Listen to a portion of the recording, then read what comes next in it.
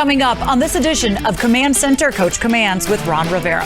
He handled the pressure very well. He let us win. The guys could have went out there and just easy to lay down, but everybody came to work. I wish we could have planned playoffs because I know we got a good team. While none of us wanted the season to end, if beating the Cowboys at home in the finale is how this season has to come to a close, it's not too bad. I'll talk with Coach about the big win over Big D. And once again, the Commanders' defense put on a show. Logan Paulsen is here to break down what made this group so good on Sunday and pretty much all season. And while the season coming to an end is bittersweet, there are plenty of reasons to be excited about 2023. Coach and I will talk all about it right now.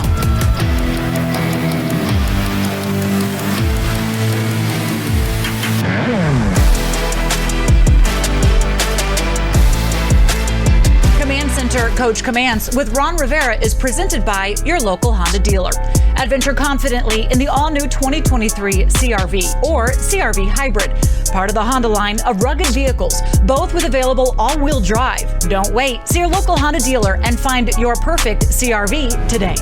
First start, first win, first touchdown, Andy B. Jones.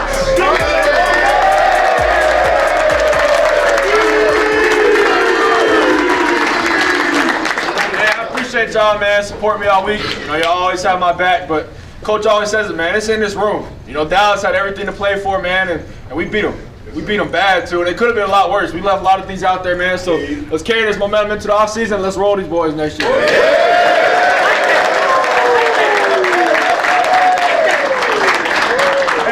Hey, just so you know, really, I'm proud of what you did. Proud of the way you guys played. We had a lot of opportunities this season. We missed those opportunities.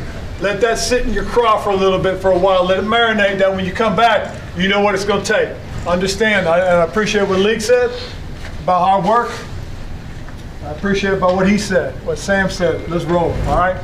And welcome on in. Julie Donaldson here with you, with the head coach for one last time, Ron Rivera. And of course, Logan Paulsen is standing by to go over that final game of the regular season. I think Logan still feels like he needs to get out there and put in some plays, Coach. The thing I'm worried about is he might headbutt that screen. Don't break the equipment. That is priority number one because, Coach, you have some great film to go over from the way that this season ended. And look, we didn't want the season to end, but it did go out on a high note against the Cowboys. Yes. And your message to the team was that, look, even though you still had a great game against them, you still left a lot of plays out there. Did. And that kind of seems to be, I think, something that haunts you a little bit this year. How important is it to get that message to the guys to realize there may be one play away from a different outcome? I think it was very important because if you look at the little stretch that we had, you know, of New York, you know, San Francisco, Cleveland, we had opportunities right there in front of us, and one play made at the right time could have been the difference for us, whether we're home instead of being in the playoffs. So that was what I wanted to get them to understand, and I really appreciated the way that did come out and play, though. I mean, a lot of people expected us to roll over and quit. Those guys had no quit in them. Well, we saw the difference from the way the season started with the slow start at 1-4, and you said, look, when you watch the tape, you're seeing that it's just it's like this. Then you go on and you win 6 the next 7. But how do you get that across to where it is the consistency every single game? Well, I think what's happened is, trying to emphasize where we are right now and where we should be. And I think that's what my message was as we were leaving and getting out of that locker room was that, guys, we had it. We controlled it. We just didn't take advantage of it. We have to learn to finish. And that's probably one of the last things I think that if we get to that point where we can finish games off, we give ourselves a great chance to get in the playoffs next season. One of the things that you really kind of stressed since you came here as well is you really wanted a good amount of youth that would be able to get time to play. In that game against the Cowboys, we saw a lot of young players be able to step up and make the most of their opportunities. What did you learn from those guys in those moments? Julie, I think we learned that we got some young guys that are ready to play big-time football, and I really do mean that because, again, we saw what Defoe got to do for us this year. Well, you look at what Percy Butler's doing, and look at Khalil Hudson, how he played, guys like that, young guys that have been put on the field because of injuries, because of situations,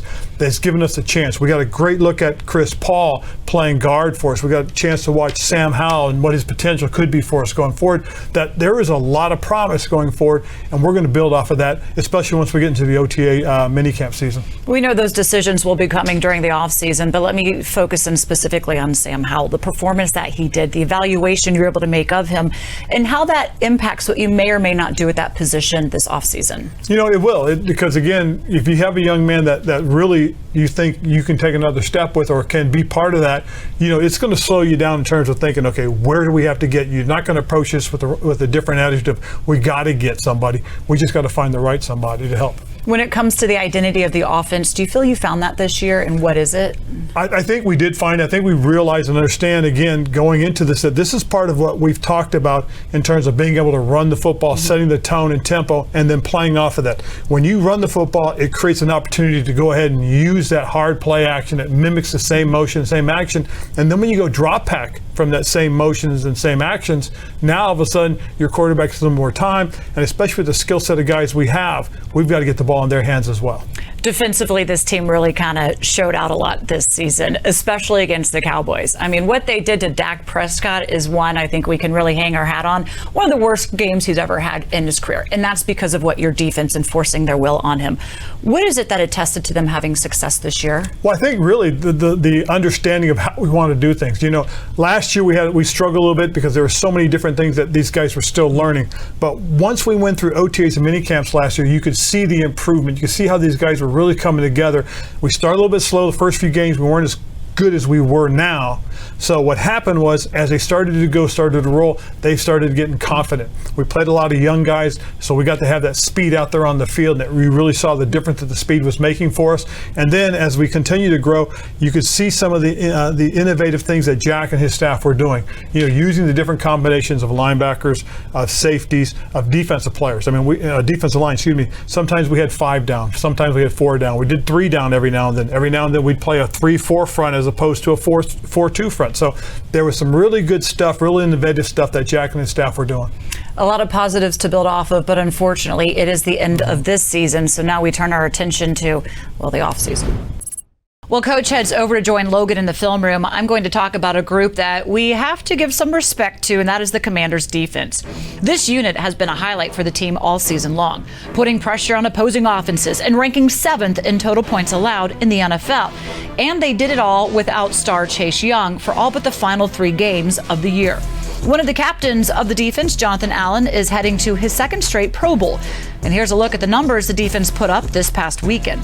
Sunday was just the 5th time in 126 meetings against the Cowboys that Washington held Dallas to 6 points or less. And for more on what made them run wild in the win over the Cowboys, let's send it over to Coach and Logan in the film room. It is presented by Mavenspire. Ransomware goes 3 and out with Mavenspire's Smart as a Service cybersecurity offerings. Learn more at mavenspire.com. Okay, guys. Thanks, Julie. Coach, super excited to talk today about A, win, B, against Dallas, and see some of these young guys who had outstanding games. Percy Butler, Khalil Hudson. Let's talk about these guys to start it off. So you're going to get an outside zone toss here, kind of by Dallas. They're trying to attack the perimeter here. And you talked about last week, Chase Young setting vertical edges in the run game. But I see Chase doing a good job setting the run here, but I see Khalil setting a nice vertical edge and forcing that ball back. Well, for the most part, what's really happening on here is Khalil is responsible for the runner. Yeah. So what he wants to do is he wants to get outside as quickly as he can to help set that vertical edge. Right.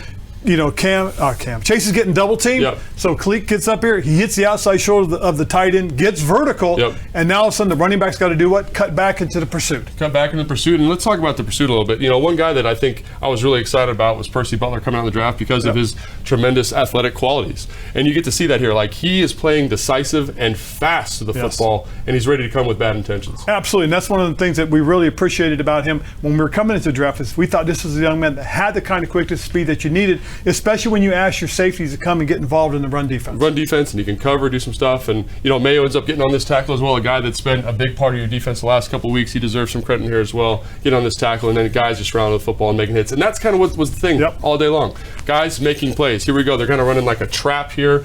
Tackle's trying to work up to Khalil. I love how quickly he identifies it, because in the preseason, he had a hard time with some of this stuff. He had a hard time kind of playing fast, being decisive, and I see him decisively attacking this hole here. The running back says, oh no, I don't like that, I got to bounce it outside. And then again, it's like the dynamic duo here. Percy's running to the football. Yes, and again, before we move it, look at Benning Potaye. Yep. He's a young man that got an opportunity to play for us.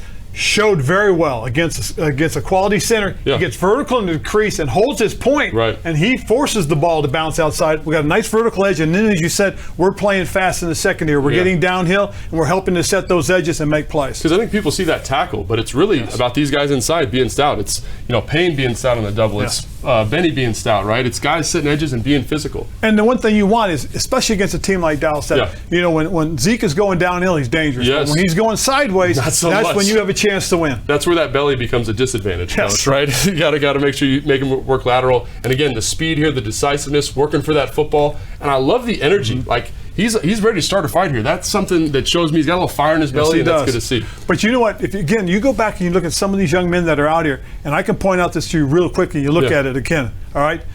Big-time special teams contributor, big-time special teams contributor, big-time special teams contributor, and big-time special teams contributor. Absolutely. If you want to see the potential for your football team, look at how many guys play special teams, and when they get an opportunity to play, they play fast. Because it shows you it's important to them. Yes. They play fast, and they're physical dudes, and that's what shows up pretty consistently throughout this game, right, Coach? Yes, it So, did. and again, just down in, down out, guys making plays here. Again, they're trying to get to this kind of truck toss play, attacking the perimeter, and one of the ways to kill that is to run fast to the football. Right. And you get guys showing up with violent intentions, rounding the football, and making plays. And the beautiful thing about this, again, talk about being physical. Watch Mayo, because he's going to attack the crack. Yeah. And really, the crack does not want to block you when you're ready, because he sees you coming. He does not want to have any part of it. That's bad body language, Coach. And that shoulder, head down, he doesn't want no part of that. And I, quite frankly, if Mayo's playing like that, I don't want any part of that either. Getting over the football and making a play. Great job by these guys, just running and being fast and being physical with the football. Again, Casey Steele has been a guy that showed up consistently throughout, setting a nice vertical edge here on the tight end. And then you talked about this got you fired up. Watch the hands, watch the hat here of Khaleke Hudson. Yeah, and this is one of the techniques that they're taught. They're taught to hit, strike, and shed using their hands, their forehead, their face mask, just to protect themselves, but see where the ball carrier is going. And his technique was outstanding. Outstanding there, and then great tackle by Forrest there. And coaches, there are a lot of things to be excited about. A lot of young pieces, a lot of speed, a lot of guys who love playing football. It gets me excited even going to the offseason talking about this team. Well, they did a heck of a job for us. Yep, absolutely. For everything you need to know about the team, do not miss our flagship show, Command Center. We have you covered all week, starting on Mondays with Fred Smoot and Logan Paulsen breaking down the highlights. Wednesdays, London Fletcher and Santana Moss take you onto the practice field for a close-up look at the team. And on Fridays, Santana and Logan are here to get you ready for game day. You can see every episode on our YouTube channel and on Commanders.com. You can also check us out on NBC Sports Washington weekdays at 5 p.m. and 10 p.m. Now, don't go anywhere, because when we come back, Coach and Logan are heading into Coach's office to review more of the Cowboys game tape, including that pick six by Kendall Fuller. And a little later, Coach and I are talking about some of the guys who are helping to create a winning legacy here in Washington. And of course, one of those is Terry McLaurin. That's ahead on Command Center. Coach Commands with Ron Rivera, presented by your local Honda dealer.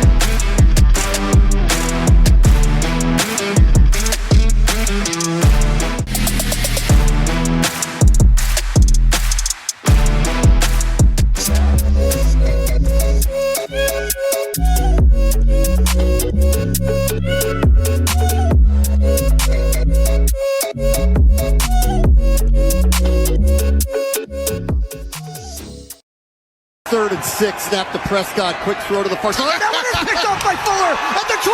He's going to walk in. Pick 6, touchdown, touchdown Washington. Man, tremendous route recognition by Kendall Fuller. They're trying to throw the quick out, and Kendall Fuller was all over that. He was running to the end zone before Prescott even lost that football, man. And welcome back. It is time for some healthy competition presented by Ortho Virginia, the official orthopedic and sports medicine partner of the Washington Commanders. Well, the Commanders defense gave plenty of teams some healthy competition this season. Take a look at the numbers this unit put up on the year. The team was 5-0 when holding opponents under 20 points. Washington also finished number 1 in third down defense, allowing opponents to convert a shade over 31% of its chances. We talk about it a lot, but when the defense is making plays like they did all season long, it's hard not to. You have John Allen and Daron Payne causing havoc up front, Jamin Davis leading the team in tackles, and Cameron Curl establishing himself as a force to be reckoned with in the backfield. So how is it this defense was able to have such an impact all season long? Well, let's head into Coach's office with Logan Paulsen. It is the Rivera Review, presented by DC Prime. All stakes are not created equal. Coach, get to talk to you again one last time, which is always a pleasure for me. Obviously, great talking about a game that was a victory. I want to talk about some coverages, Coach, some third downs that came up in the game, just with some stuff you guys did that I thought was really a lot of fun. This first clip is a Kendall Fuller interception.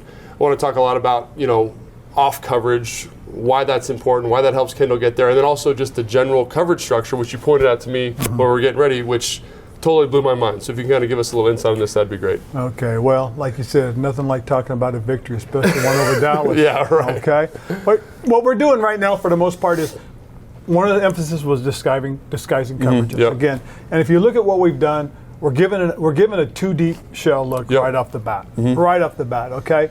And so a lot of times what the quarterback will look is, especially when he sees a two safeties split, his mindset is he's right now I have middle open, I've got some form of cover 2 or some form of cover 4. Right. Quarters. Okay, so then he's going to check outside, he's going to look at the corners, he goes, okay, they're both off, there's a good chance I've got some sort of 4 shell. Yeah. All right. But as we get into the call, and then Danny comes up in almost a press position. Right. And at the top, we're staying in a catch position. He could be thinking, hey, they're in quarter halves. Right. And because Kendall's off, he's thinking, okay, Kendall's going to rotate and give me a quarter halves look. He's going to work the quick throw, and that's exactly what happened, especially in this down and distance situation.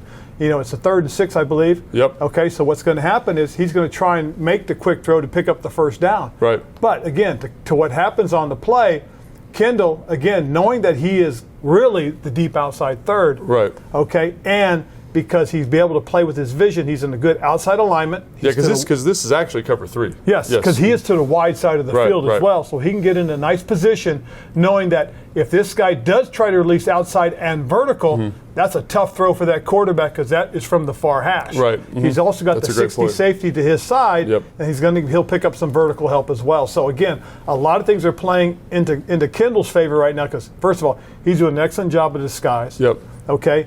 Danny, because of his movement, has worked in cahoots with him to get the quarterback to believe he has something that he really doesn't have. And the other thing you mentioned, too, is he's able to play with vision because he's playing off. He's able to play with vision. So right when Dak hits the top of his drop, which is like a one-step go because it's a quick drop, he's able to make a break. Correct. So that vision of the football playing off in conjunction with the disguise, kind of forcing the football where you want it to go, allows him to make this play. What are the advantages, disadvantages of running his own pressure, and why would you prefer this over maybe a man pressure? Right. Well, where you are in certain aspects of it, and you sit there and you think to yourself, okay, if we're going to run a man pressure and they're going to chip their way out, you can't necessarily bring the extra guy. In other words, because the guy's he's releasing anyways. Right. And when you're chipping, what you're doing is you're helping to stymie the rush. Right. Okay. So again, that's what we're looking at. We're looking at the potential for that. They showed it to us earlier that they do it. So now in this particular instance, we've created the same thing. We got a 5-down look. Yep. Okay. And again, what we've done is because we've showed the 5-down look, we bring the extra pressure. Yeah. We bring the extra pressure, which tells the quarterback he's got to speed his clock up. And what's he do? He's got to throw it underneath. Again, remember, anytime you have a guy in a chip position, okay, it takes him a little bit longer to get into the route, so the back is not able to get into a vertical route. It's 3rd and 9, okay? And where's the ball thrown? Underneath. Yeah, Coach, I'm bummed we're not going to do any more of these, but hopefully next year we'll be doing these a lot more and talking about good football like always. Well, I look forward to it. Okay, thank you guys. Of course, we always love that insight. Now here's a look at the records Coach Rivera has put up during his 3 seasons in Washington. Head coach Ron finished with his most wins as a head coach since 2017 with Carolina, where he went 11-5. This was the 4th time that he finished with a 500 record or better as a head coach. And when we come back, Coach will be back here with me in the studio to look ahead at some of the weapons he has coming back next season. There's a lot to be excited about, and we'll talk about it right after this on Command Center Coach Commands with Ron Rivera, presented by your local Honda dealer.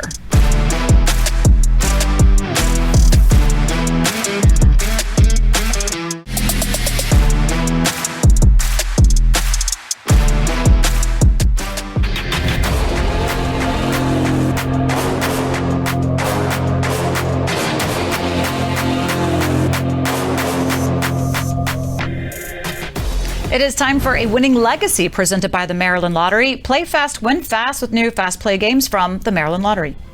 And here's a guy who definitely is building a winning legacy here in Washington, wide receiver Terry McLaurin. Scary Terry signed a big contract extension this offseason, and man, did he deliver, catching 77 passes for 1,191 yards and 5 TDs, earning his first ever Pro Bowl selection to what is shaping up to be a really impressive career. He's a guy I'm sure Coach is happy to have coming back next season. Coach, what did you see from Terry this year and that further step that he took after getting that big contract? You saw continued growth, first and foremost, as a young man. I mean, I think that's very important because the way he handles himself away from the facility, at the facility, and on the football field, that's a huge positive. But his game rose a little bit more and really just recognizing the fact that we got to get the ball more to him. I mean, he set a record, personal record, team records this year, but we could have thrown the ball to him probably 20, 25 more times. When I talked to Tressway at the end of the season, he was quick to speak about the leadership of Terry, of John Allen, 2 players that just got big contracts, of being able to really kind of help lead that locker room. When it comes for you to evaluating the players that you do have, how do you approach that even with your coaching staff this offseason? Well, the big thing we'll talk about is just where does the guy fit for us? We have a formula of how we want to play, offensively, defensively, special teams. And then we got to see, does these guys fit? And do they have the skill set to fit? And as we go through it, our evaluations have to be right on. They have been, and that's why I think we're very fortunate with Jonathan and very fortunate with Terry that we sign guys to these contracts and they continue to grow and get better as football players for us. And what about when it comes to the staff that gets to coach them? Well, the big thing is we go through the evaluations. We just want to make sure, are we developing our talent and are we using them to the best of their abilities? And that is where things will turn as we go yet to another season. Coach, bittersweet. It was great to end on a high note, but unfortunately, we'll be talking with you throughout the offseason about the plans and the moves that will be made. We hope everybody enjoyed Coach Commands with Coach Ron Rivera this season. We'll be back again next year, though, to do the show once again. I look forward to it. All right. Thank you, Coach Rivera, and thank you all for joining us.